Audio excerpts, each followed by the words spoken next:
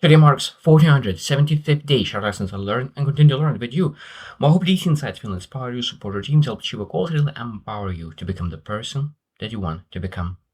Today I speak about temptation and seven things that people need to know about temptation and self-mastery.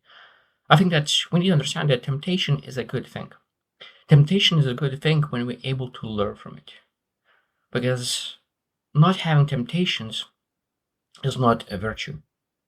Not having temptation is not a virtue because a lot of times when you don't have temptations, you're not able to prove yourself that you're actually able to really do the right thing when it's difficult.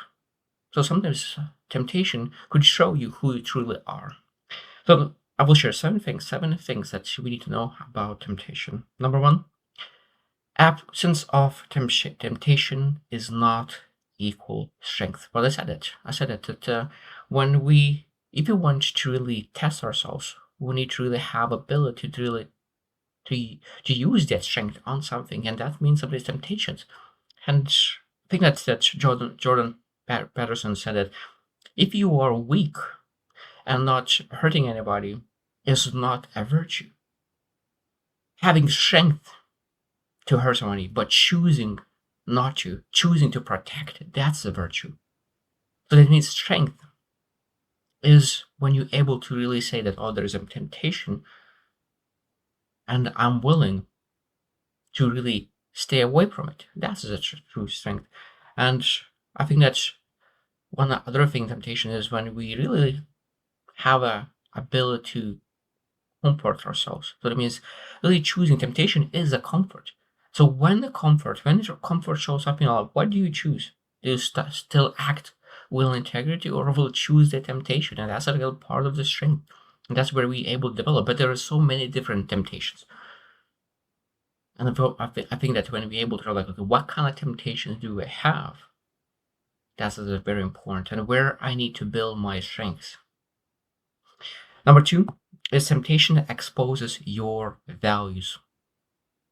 What it means is that what do you value? Because you're not tempted at something that you do not see value in. It could be for good reasons, could be for bad reasons, but we're able to understand, okay, that I'm tempted by this. What it says about my current values. I said, do I like my values? Do I want to change those values? Because I think that when we develop strong values that you like, is less room for the values that you do not like. But because if you do not build strong clarity about your values, then some bad or not helpful values could creep in, and those values that creep in could have temptations that you do not like. So taking wheel of your life and really designing your values, understanding what you value, what you do not value, the most important what you value, because I said that when you value something, when you know exactly what you value, there is no room for the things that you do not value. Because sometimes temptation is not there to destroy you, it's there to show you where your boundaries are and where the blur. Number three is discipline is emotional endurance. Most people think discipline is about saying no, but it's about being in that pull and without breaking. So that means that when you have a desire to eat a cake, but you choose not to, and that discipline is really staying in that pull. And they're saying that, okay, this is what I'm craving, but I'm choosing not to because I have self-discipline, I have the value of self-discipline. And I think that the longer could you hold yourself consciously, the more control you gain. So that means that every single time when you win this battle, when you at your friends, at your family's house, and you see the beautiful cake looking at you and say no to it, every single time when you win that battle, you develop strength. Every single time you lose and eat that cake. And there's a lot of different things. In relationships, could be doing the wrong thing, finding a bad girl or bad girl, bad boy. Like there's so many things that we can really lean into temptations, and every single time when we take the temptation, we'll lose our self-discipline. And sometimes we start from very weak, and then that means we need to build up that endurance again. You're not able to really run marathon on the first run. You need to really build that endurance. And that's where it starts every single day with small temptations. Number four is suppression breeds obsession. That's an interesting thing. When you try to suppress your temptation, most time it leads to obsession. You think even about that more because I say like, I don't want to think about it. I don't want to think about it. And when you say those kind of things, I don't want to think about it, you think about it more. So what we need to really is really allow ourselves to acknowledge it, to name it, to look at it without shame. Because awareness drains the power, denials fuels it. So when we're able to really have clarity around what we are tempted to, and it's not shaming ourselves, but say, this is what I'm tempting right now, I will be able to hold myself because I know that my values are better than that.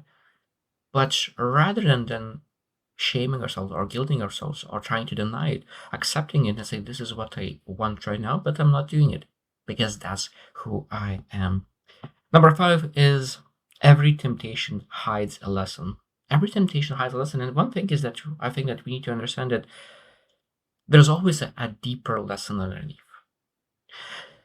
Most temptations, not all, but most temptations are linked to unresolved healthy temptation or not the temptation, not healthy desire. When you have a healthy desire and that healthy desire is not met, a lot of times that leads to temptations. If a person is not having a healthy relationships at home in the marriage, then potentially that person will seek temptations outside of that relationship. So healthy things in life destroys temptations. The more unhealthy your life is, the more temptations you will have in your life.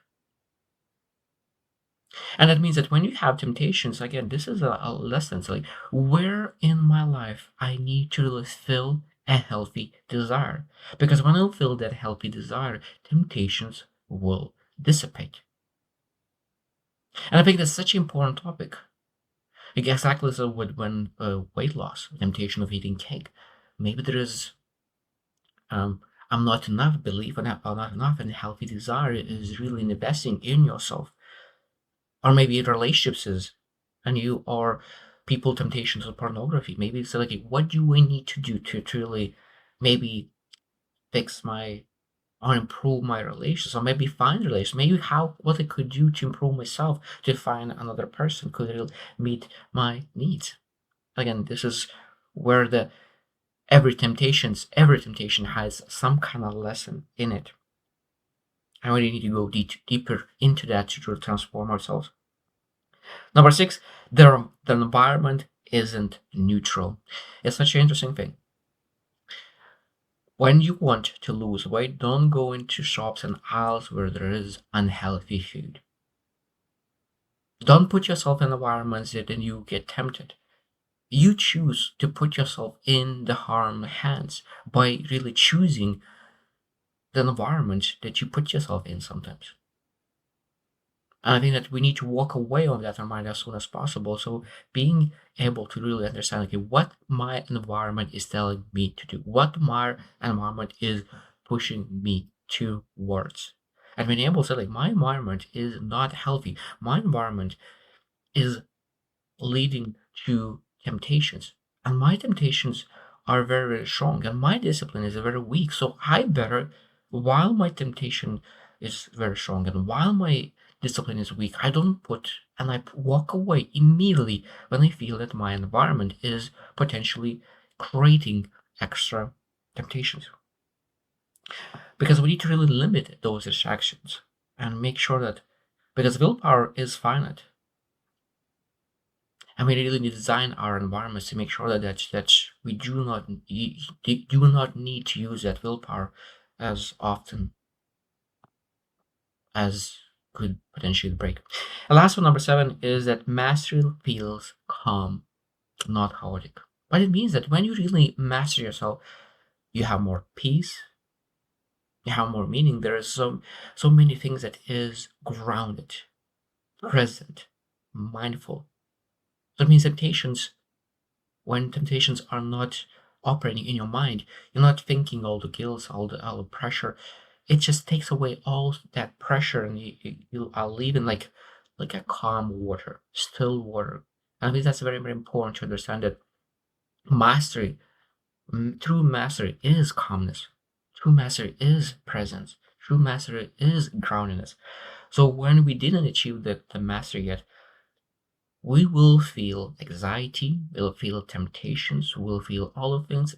Now, master could feel temptation, but feel able to really feel calm in that temptation, feels not urged to really pursue that temptation. So in front of the temptation, a master will feel peace and calmness and say, this is not who I am. I don't pursue temptations, even though that's in front of me, right in front of me, but I choose myself. I choose my values. I'm worthy. I respect myself, and because I respect myself, I choose not to pursue this temptation. So I hope you reflect about temptations, because that's an interesting topic, and it's such a wide topic as well, because it could be comfort, it could be um, pornography, it could be other people, it could be food. There's so many things, and I think that we able to reflect, every single person reflect, where is my temptations, what could I learn from it, so I could really become better, stronger, faster, and able to achieve that vision that I have set for myself even faster. So I hope you choose win, and see you tomorrow.